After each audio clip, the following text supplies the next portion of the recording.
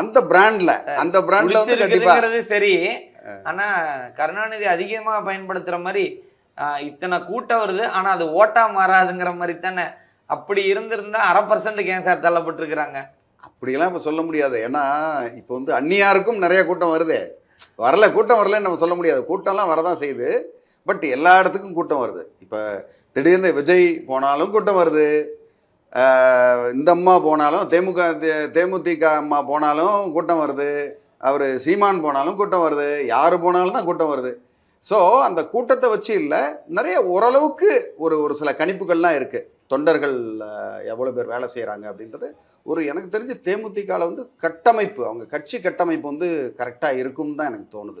Sir அதெல்லாம் இருந்ததுங்க sir. எப்போ இருந்தது அப்படின்னா 2006, 2011 அப்போ இருந்தது. அதுக்கப்புறம் 2011லேயே நம்ம எல்லாருமே பார்த்தோம், அந்த ஈரோடு தொகுதியிலிருந்து எம்எல்ஏ வேட்பாளரே மாறி போயிட்டார். அறிவிக்கப்பட்டதுக்கு அப்புறம் கூட நான் நிக்கலைன்னு போனவர். அது வந்து உள்ளுக்குள்ள நடக்கிற பிரச்சனைகள். ஆனா கிட்டத்தட்ட பர்சன்டேஜ் எல்லாம் குறைஞ்சு குறைஞ்சு குறைஞ்சு கட்சியிலேருந்து எல்லாரும் போய் இன்னைக்கு கட்சியிலேயே ஒரு பொதுக்குழு நடத்தினா கூட சேர் ஃபுல் ஆகாத அளவுக்கு தான் அவங்களோட கூட்டமே இருந்தது. அவங்க லாஸ்டா போய் ஒரு பொதுக்குழு வெளியில நடத்தி ஒரு க்ரௌடையும் காட்டினாங்க. அந்த க்ரௌடை காட்டி ஒரு ஆடியன்ஸை வந்து இது பண்ணி இப்போ கடைசி வரையுமே திமுக டீம் அவங்க எத்தனை சீட்டுன்னு கேட்டுக்கிட்டு இருந்தாங்க, ஏடிஎம்கேட்டையும் எத்தனை சீட்டுன்னு கேட்டுக்கிட்டு இருந்தாங்க.